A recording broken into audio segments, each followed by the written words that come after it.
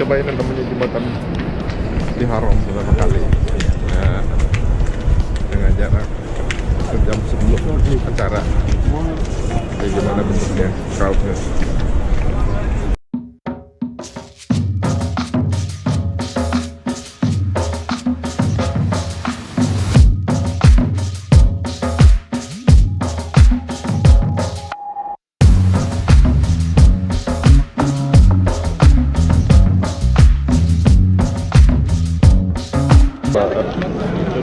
Jembatan terbanyak di dunia nih. Benar-benar. Seluas apalah surga ya? Kalau semua orang di sini berharap surga, jangan satu orang surganya melebihi luas langit dan bumi. Oh bayang. Masya Allah, ada yang nggak mungkin ya Allah. Sini semua masuk surga masih lega ya. Masih lega.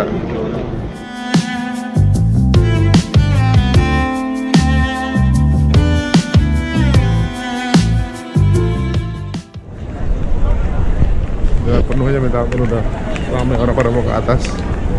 Di sini awat. Masya Allah, enak banget.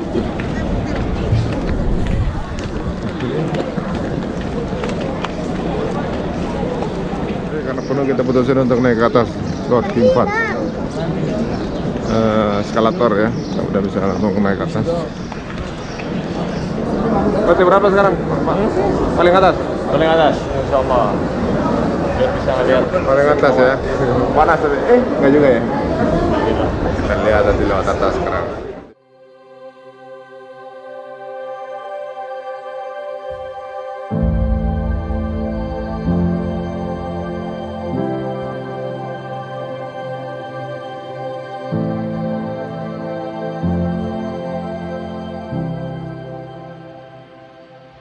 Kita udah sampai di rooftop.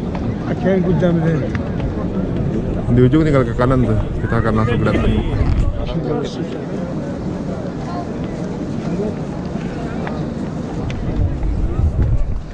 Masih lega nih lumayan, alhamdulillah.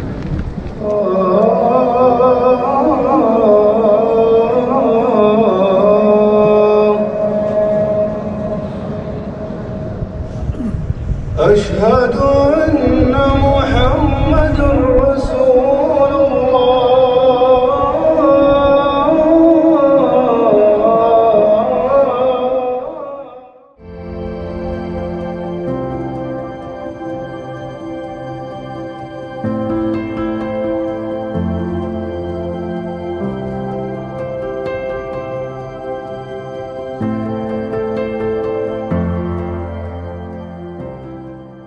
Jadi kalau pergi titipan itu nggak ngerti baunya kayak gimana, jenisnya kayak apa. Terima beres aja istri tuh. Istri itu mesti ngirim foto. Bener. Kayaknya di mana, tokonya di mana. Jelas spesifik.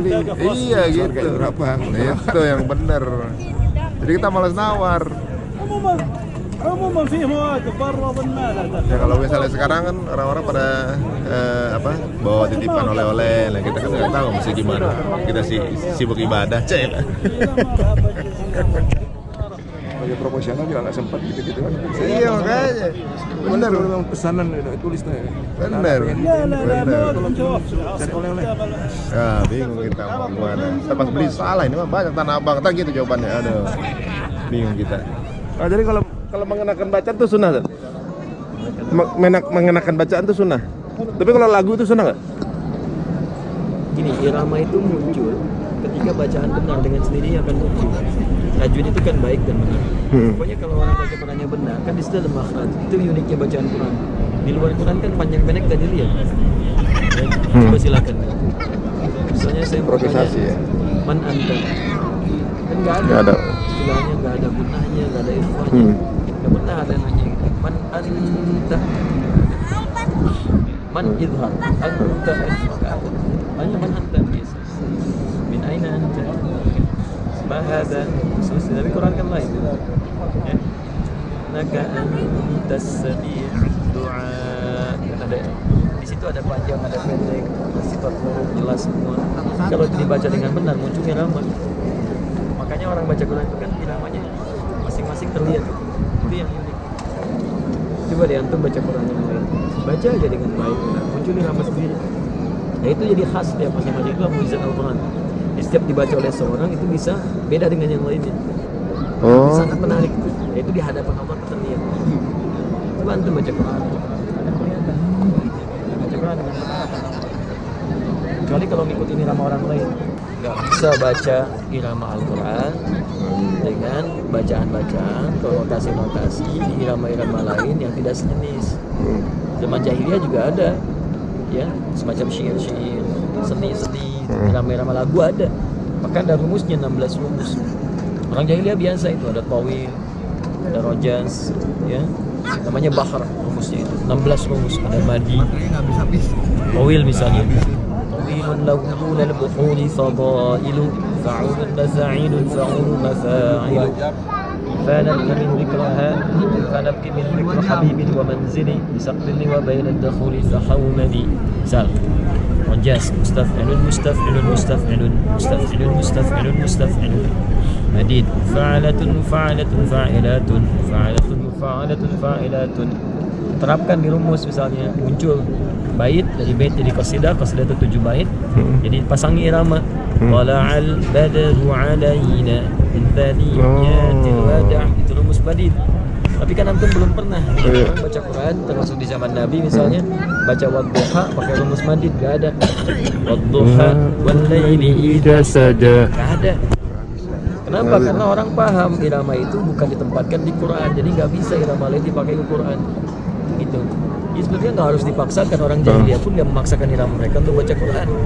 Kenapa orang sekarang mau paksakan misalnya langgam Jawa, langgam Sunda, langgam itu nggak bisa, karena irama itu irama yang ketika dibaca atau dilakukan orang kenalnya bukan Quran.